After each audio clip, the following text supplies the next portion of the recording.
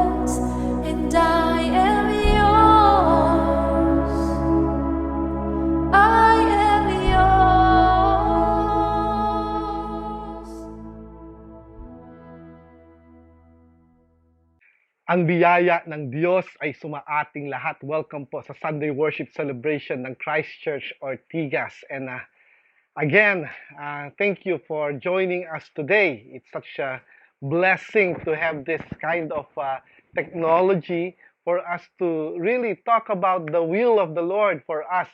And today, we will talk more about being a disciple of Jesus Christ. Ang ating theme for the month, Come, Follow, Go. And at ang team na yan ay buhay ng isang alagad ng ating Panginoong Jesus. Bago tayo magpatuloy, tayo ay manalangin. Dakilang Diyos na makapangyarihan sa lahat. Salamat po sa oras na ito. Kami po, Panginoon, ay nagpapasalamat ng lubos-lubos dahil sa inyong kabutihan sa buhay ng bawat isa. Dalangin ko po sa araw na ito na kami ay patnubayan at turuan at nawa, Panginoon, kami ay magbago, lalong-lalo na sa aming gawi at pananaw, lalong-lalo na sa pag-ibig sa inyo at pag-ibig sa aming kapwa. Kayo po ang maitaas sa araw na ito at patuloy po namin kayong binibigyan ng mataas na papuri, Panginoon. Salamat po, ito pong aming dalangin sa pangalan ni Jesus. Amen and amen.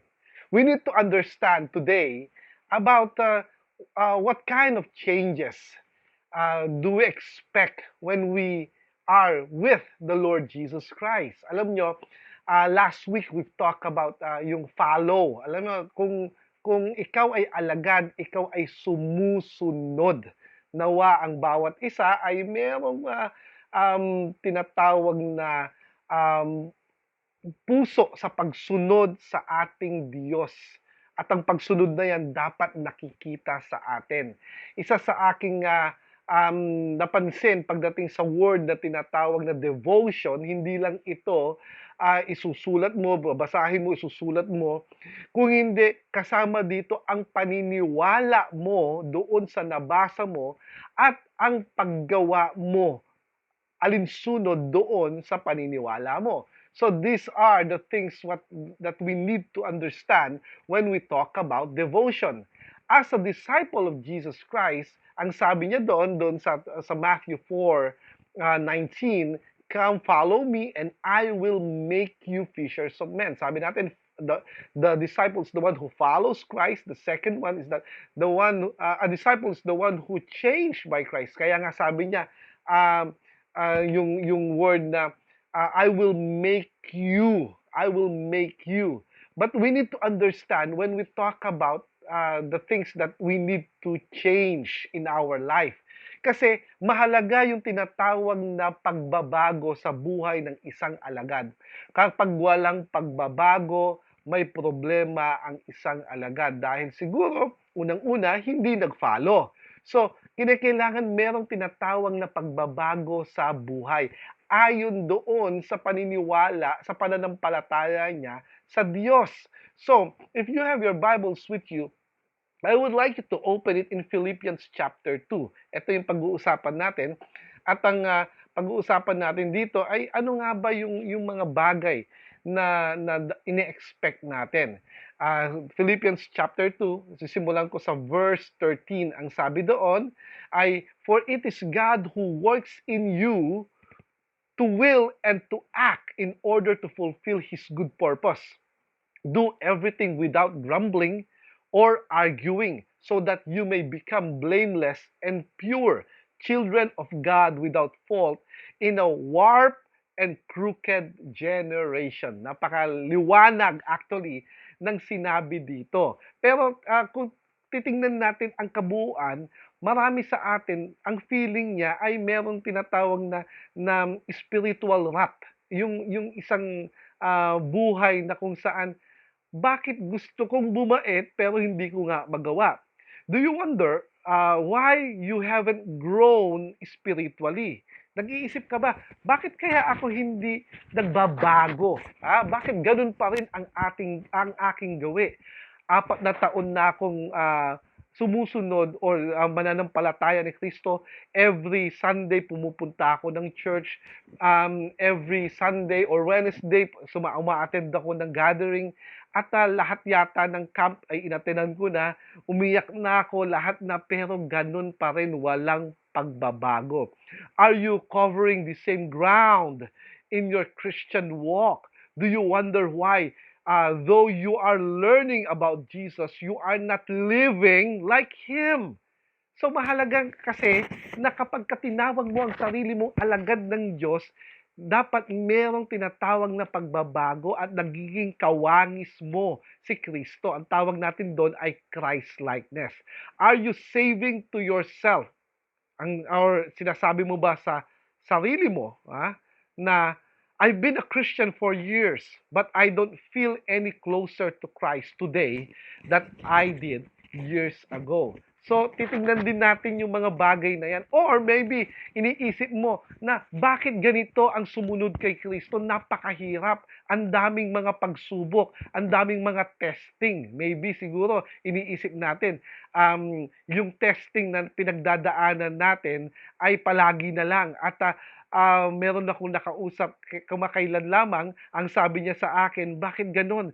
Sa tuwing plano ko na lumapit kay Kristo, mas maraming reason kung bakit ako lumalayo kay Kristo. So, the Bible talks about life's transformation, and we hear others to tell how their lives have changed. For many of us, we desperately want to change. Amen ba doon? If you are one of us who wants that desperation na magbago, then say amen. So, but we see so little of it personally. Why? Perhaps part of the problem is some faulty assumption. There are a lot of assumption when we become Christian. Actually, kung titingnan mo, maraming mga tumanggap kay Kristo na baptize during isang araw na maganda yung preaching, magaling yung preacher, and after that, after 1-2 weeks ay balik na naman doon sa normal life. Bakit nanggaganon? Merong mga bagay na dapat nating maisip. Okay? Ito yung dapat yung pag-isipan, and I want to open with this. Now, there are myths about life's change. First, life change happens at salvation. No, it's not. Hindi totoo yan, di ba? Kapag sinabi mo ang buhay mo ay magbabago doon sa time na ikaw ay tumanggap kay Kristo, think again. It's not that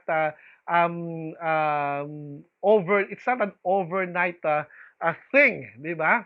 Si Yakov Smirnoff, comedian siya, says that when he first came to the United States from Russia, he wasn't prepared for the incredible variety of instant products available in American grocery stores. He says, on my first shopping trip, I saw powdered milk. You just add water and you get milk. Then I saw powdered orange juice. You just add water and you get orange juice. And then I saw baby powder and I thought to myself, what a country. So one of the basic assumptions made about life change is that it happens instantly at salvation. People come to Christ and think that by being a Christian, their habits, attitudes, and characters will change immediately. And I say, it's not. It's not that easy. Since Christ alters a person's eternal destiny at salvation, so immediately life change is not only assumed, it is expected. Another thing, life change continues natural over time. So here, the assumption is that being a Christian will translate automatically into being a Christian. Kaya nga maraming mga leaders ngayon ang iniisip nila, tinanggap mo na si Kristo, bakit ganyan pa rin ang iyong ginagawa? So, meron tayong mga ganung mga kaisipan. If a 5-year-old Christian will have 5 years worth of spiritual maturity, a 10-year-old Christian will have 10 years worth of spiritual maturity, and so on. The assumption here is that faith cannot help but grow with time, and it is time alone that is required. No, it's not. Another thing is that life change is achieved largely by an act of the will. So, the idea that what doesn't happen naturally over time takes place by trying hard. The harder we try, the more we will grow. If we decide to live a certain way and really focus our eternal juices, a determined behavior will result. So, siguro, isa ka dito or isa ka dito sa mga naranasan ko, di ba? Naranasan ko rin ito na kapag ka nagta-try ka, try harder, and magbabago ka rin, pero hindi nagbabago, doon nagkakaroon ng maling assumption. And lastly is that life change is best accomplished alone. That's a very big question mark. A personal relationship, sabi ng iba, with Christ has become synonymous with a private relationship with Christ. Just get alone with God and have a personal devotions, yun ang mga sinasabi, and private retreats, and one's life will automatically change. Marami na nag-spiritual retreat mag-isa. Ayun, pagbalik, ganun pa rin. So, etong mga bagay na ina-assume natin na ito ay makakapagpabago sa atin ay question mark. So, paano nga ba yung sinasabi ni Jesus Christ that I will make you? That means there should be change in our life. The truth is that without that change, you cannot be an effective disciple of Jesus Christ. Again, without change, you cannot be an effective disciple of Jesus Christ because you will end up on what we call frustration. A lot of frustration. You know why? Because you have a lot of expectation in mind. Without expectation, naalala ko, si Pastor Tito, nung pumunta siya ng US, iniwanan kami, hindi ko makalimutan yung kanyang sinabi sa amin. Sabi niya, serve the Lord as if you have nothing to lose, nothing to prove, and nothing to gain. You know why? Because when you expect something because of your service to God, doon na magkakaroon ng maraming kapalpakan, maraming mga bagay na hindi magandang lumalabas sa iyong puso't isipan dahil ang iniisip mo ay meron kang expectation at pag hindi na-meet ang expectation na yon, maraming frustration. So, sounds familiar, di ba? Sinasabi ko ito upang sa ganon, ang mga anak ng Diyos, ang alagad ng Diyos ay tunay na maging handa sa pagbabagong meron galing sa Panginoon. So, what is the right formula for life change? Ano nga ba yung formula dito? Yung tamang formula para pasabi nating maging maayos ang iyong buhay pagdating sa paglilingkod sa Panginoon. Unang-una, titingnan natin dito sa binasa natin sa Philippians chapter 2 verse 13. The correct way, the Apostle Paul outlines it in Philippians chapter 2. Paul explains that the Christian life is not a series of ups and downs. It is a process of ins and outs. Anong ibig sabihin nito? God works in us while we work out. It is a partnership involving God, the individual believer, teachers, and fellow believers. It is a process where God works in. We work out. Teachers work with, and believers work together. It can be stated in the sentence, life change begins with God, is about training, not trying, requires teaching, and it is a team effort. It is a team sport. The church is a team sport. It's not just what we call trying hard, just like what we are doing most of the time. We're trying hard. We are trying hard to change. However, we are miserable in changes because of the fact that we have a lot of things in mind about being a disciple of Jesus Christ. Now, life change begins with God. In verse 13, anong sabi sa verse 13 na yon? Balikan natin ang verse 13. For it is God, sabi daw, it is God who works in you. It is God who works in you to will and to act in order to fulfill His good purpose. Sino raw ang gumagawa? Ang Panginoon. Kaya nga sabi niya, it's pertaining to Jesus, hindi si Pastor Henry. Sabi niya, I will make you. Nakuha niyo ito? I will make you. That's why that's the role of God. Life change begins with God. Kung naghahangad ka ng tinatawag na pagbabago sa buhay mo o pagbabago diyan sa asawa mo o pagbabago sa isang tao, huwag mong expect na magbago yan dahil kahit siya hindi niya kayang baguhin ang kanyang sarili. Ang kayang makapagpabago lamang diyan ay ang Panginoon. Amen ba doon? Amen. When we give our life to Christ, our eternal destiny is altered. There is a radical reorientation of priorities. Nagbago na lahat. There is a new life's purpose and there is the indwelling Holy Spirit. Rather than instant liberation from every bad habit or character flaw we ever possess, however, that takes place is more like the landing of an army on a beach and the routing out of the enemy as the army makes its way inland.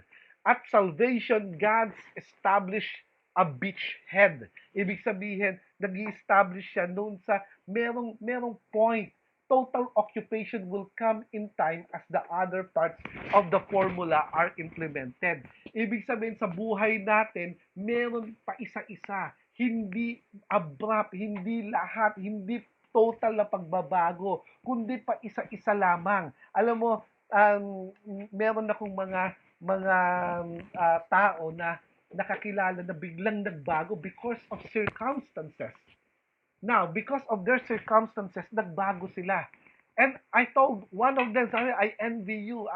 Ako talaga ay nagkakaroon ako ng inggit dahil at one moment, bigla silang nagbago.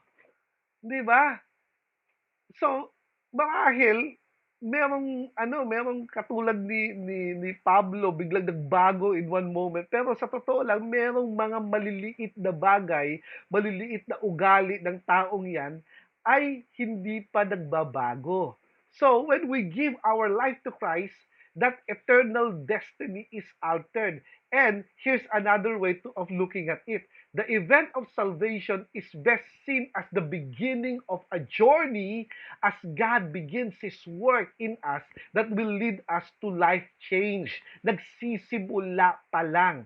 Just as there was a process that led up to our conversion, so is there a process that moves us toward life's change.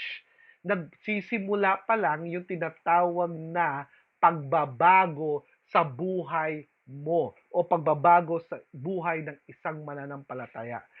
Subalit makita dapat natin yung tinatawag na saan ba nanggagaling ito? Galing ito sa ating Diyos. Galing ito kay Kristo. Sa pamamagitan ng banal na Espiritu, tayo ay unti-unting nagbabago. Another thing, life change is about training, not trying. Makikita natin yan sa verse 13. For it is God who works in you to will and to act in order to fulfill His good purpose. Ibig sabihin, merong tinatawag na work. And so we will talk about the training. Notice that Paul doesn't say, work for your salvation. To work for something means to earn it, to deserve it, or to merit it. The Bible clearly teaches that salvation is not something we have to work for. It is a free gift of God's grace. So Paul is not implying that we devise our own plan of salvation or that we work into a right relationship with God by our own efforts. The verb work out carries the meaning of work to full completion, such as working out a problem in mathematics. In Paul's day, it also used for working a mine that is getting out of the mind all of the valuable or possible, yung mga sa minahan, the word was also used for working a field so as to get the greatest harvest possible. Today, we use the word to describe the physical exercise so as to get in the best possible shape. So when Paul says, work out your salvation, he is talking about spiritual workout or spiritual training. Kinakailangan merong tinatawag na pagsunod. Sabi, follow me and I will make you. The one that Jesus is pertaining to is to know or to get into a relationship with him so that you will know him more and more. And the only way for us to be in relation with God is by means of what we call devotion, di ba? Or prayer. Prayer and devotion is very important. When we pray, we are actually talking with God, speaking with him. And the second one, when we talk about devotion, we are reading the Bible, we are believing what it says, and we are doing what it says. So ito yung dapat yung makita natin. Life change is not about trying. It's about training. Merely trying to experience life change can never bring about life change. I can try very hard to bench press 300 pounds, but that isn't what will enable me to do it. It will only be able to bench press 300 pounds by training to bench press 300 pounds. Training requires discipline. That is why when we are in a situation where wherein ang iniisip natin ay pinaparusahan tayo ng Panginoon, nagkakamali ka, kapatid. Dahil being a disciple of Jesus Christ, we must look into account that every situation, especially the hardest situation, God is actually disciplines us. And we need discipline, di ba? Last Wednesday, yan ang ating pinag-usapan, yung tungkol sa disiplina. Sino dito ang parents? Kung ikaw ay parents, ay hindi mo madidisiplinahin ang iyong anak. Pag sinabi ng anak mo, gusto ko to, gusto ko yan, eh hindi pa naman pwede. Gusto ko ng baril, bibigyan mo ba ng baril? Gusto ko ng kotse, bibigyan mo kaagad ba ng kotse? So there are a lot of things that we need to understand when we talk about discipline. Siyempre, you will train your child into discipline so that in a way, when the time comes, when their time comes, they will be disciplined enough to have those things. So, the discipline, to truly live a Christ-like life, we have to order our lives around those activities, disciplines, and practices that were modeled by Christ. The disciplines of prayer, solitude, worship, tithing, serving, and others are essential to accomplish the life change that we desire. So, when we say discipline, it is very important. That is why God said, I will make you. I will make you. That means there are changes only when God transforms you. And life change requires teaching. Kinakailangan merong tinatawag na magtuturo sa atin, di ba? Ang output dito sa verse 15, so that you may become blameless and pure, children of God without fault in a warped and crooked generation. Alam natin na marami ng mga evil works ngayon at marami tayong nakikitang evil works ngayon. At dahil doon, kailangan natin ng tinatawag na disiplina. So it requires teaching. Change rarely happens in a vacuum. What do I mean? Often we need the advice and wisdom of others. For Christian growth, God's plan include the counsel and guidance of teachers. Paul was a teacher to the Philippians. He had modeled for them and instructed them in Christ-like life. He was the teacher. They were the students. He was faithful to his calling. They were obedient to His instruction. How about us being there? Yung mga nauna, tayo ba ay mapagkakatiwalaan ng Diyos pagdating sa tinatawag na pagtuturo sa mga susunod na mananampalataya? Optimal growth occurs when we fall under someone who knows something we don't, or has experience in an area we don't, and it's willing to share this knowledge with us. That is the role of the teacher and the learner. Openness to the thought, and insight and direction of a teacher is a sure sign maturity. The quality of teachableness is necessary for life change, for change life. Kinakailangan natin ng teacher. Kailangan mo nang magtuturo sa'yo. Kung sa tingin mo magbabago ka dahil sa sarili mong tinatawag na pagtuturo ng sarili mo, nagkakamali ka, kapatid. Because I never see one when he says na, nagbago ako dahil tinuruan ko ang aking sarili. Di ba? There should be accountability. Because having that accountability means that you are actually disciplining yourself to be accountable to someone, to that person, upang sa ganon, makita mo ang iyong pagbabago. At napakahalaga nito. Napakahalaga nito. Lastly, life change is a team effort. Just like a church is a team effort, di ba? Whenever you see therefore, you must ask, what is therefore? Di ba? Therefore, it is a hinged word. God expressed His therefore in verse 9. And the therefore in verse 12 is our therefore. Ano yung sinasabi dito? Balikan natin, tingnan natin yung verse 9. Sabi, therefore God exalted Him to the highest place and gave Him the name that is above every name.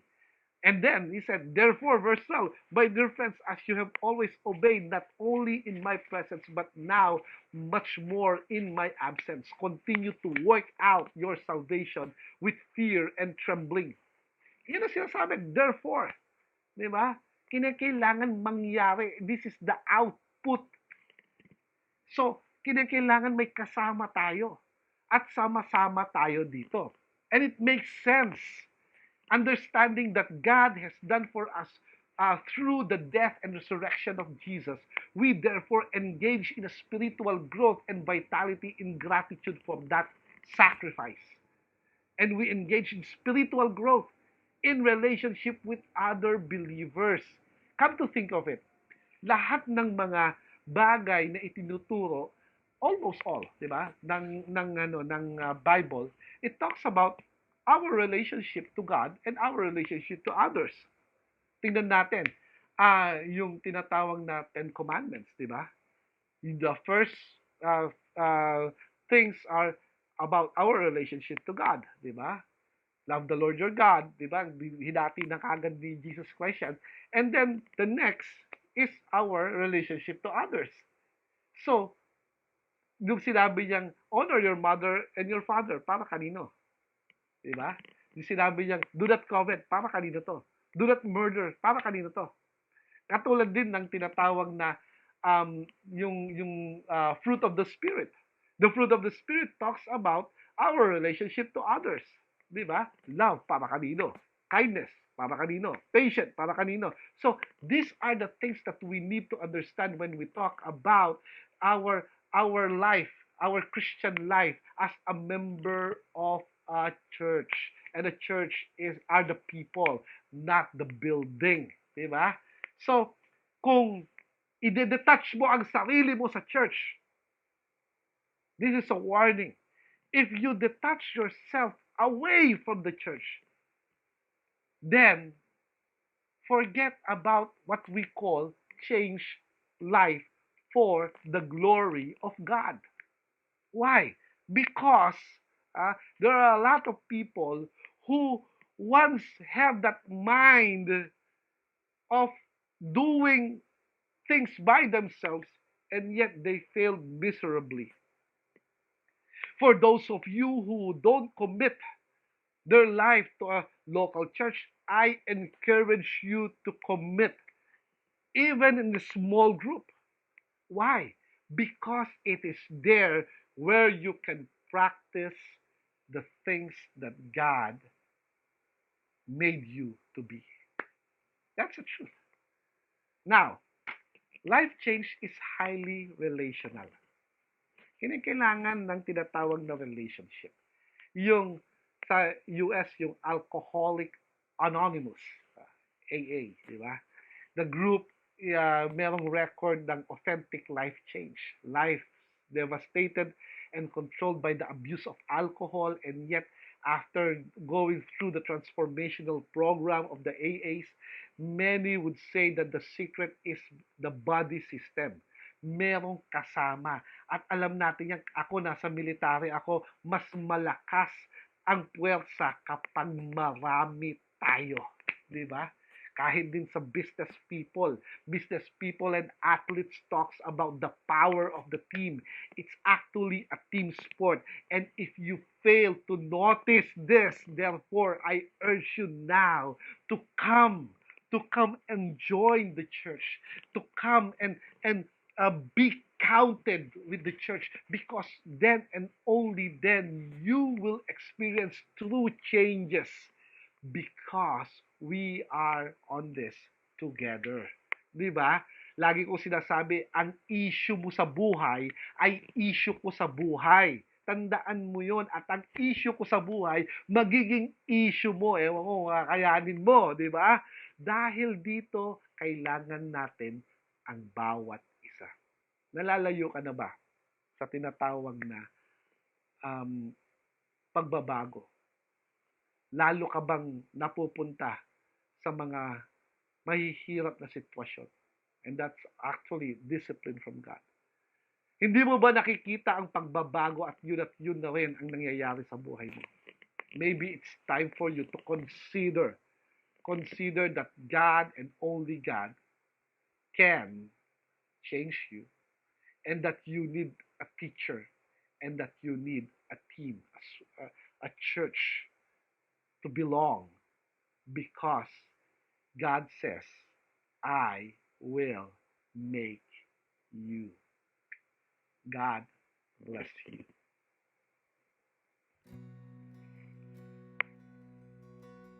It's time for us to have this communion. The communion is a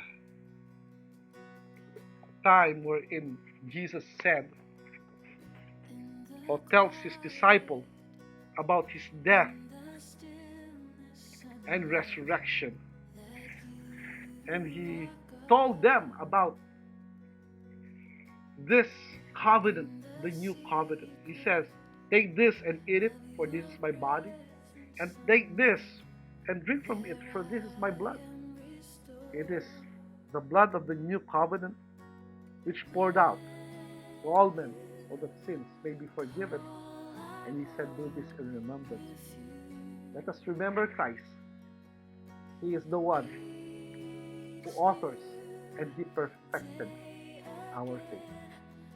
Let us pray. Lord Jesus, thank you so much, dear God. Because of you, we are here. Bless this time, dear God, of communion. And thank you, Lord, for your sacrifice in Jesus' name. Let's eat the bread. And together, let's drink from the cup.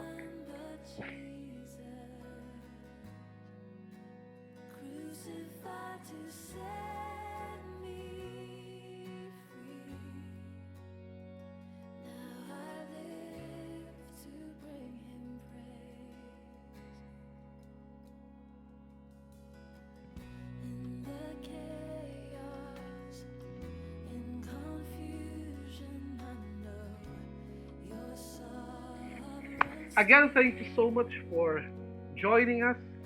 We will have our time of prayer right now. Again, if you have prayer items, prayer requests, please tell us by calling us or message us through our social media account. And I want to take this opportunity to thank those who are until this time supporting the mission work of Jesus Christ through CCO. God bless you, our mission partners. God bless you. Thank you so much for being with us, and also the leaders and the members of this church. So we will join me in prayer right now, and our prayer for our nation and for our community and for our family and for the church. Let us pray. Lord Jesus, thank you so much, dear God, because you first love us. Lord, we pray for this nation, the Philippines. Lord, we pray that this will be a start of something big for us. Even through this pandemic, dear God, we know that we can have this opportunity, dear God, to be great as a nation, Lord, from you. Lord, forgive us, dear God, for our sins. And we pray for our leaders, dear God. May you bless them, dear God, with wisdom, and may you be with them always, dear God. Thank you so much for their lives. Also, Lord, bless our community. Layo niyo po kami sa COVID-19. Ganun din po ang family namin, Panginoon. Bless our families, dear God. Bless our loved ones, our relatives, dear God. Be with them. And Lord, bless the church, dear God. Especially CCO. We pray that you will continue to provide for your church. We believe that there's something more in store for us as we do your will. In Jesus' name, amen. Again, God bless you.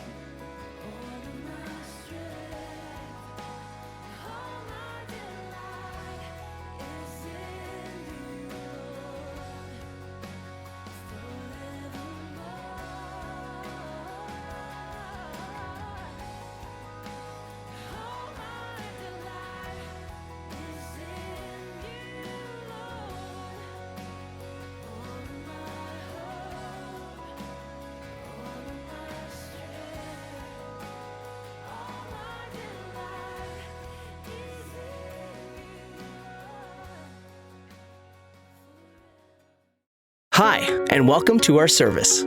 If you're new here, you may be wondering who we are and what this church is all about. Well, the heart of the matter is this. We're a group of people doing our best to love God and love those around us. One of the ways we express this love is through worship, because our God is truly amazing.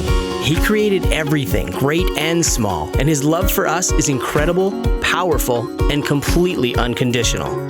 We also spend time looking into His Word, the Bible, and receive practical teaching to guide us along His path in our everyday lives. But it doesn't end when the service is over. Throughout the week, we gather in groups to serve, pray, reach out to our community, and sometimes just to hang out and have fun. Life is full of challenges, and none of us are perfect. But we believe that's one of the reasons God has brought us together. We're all here to help and support each other through each step of life's journey, because nobody should have to travel alone. So thanks for joining us today. No matter who you are, we want you to know you are welcome.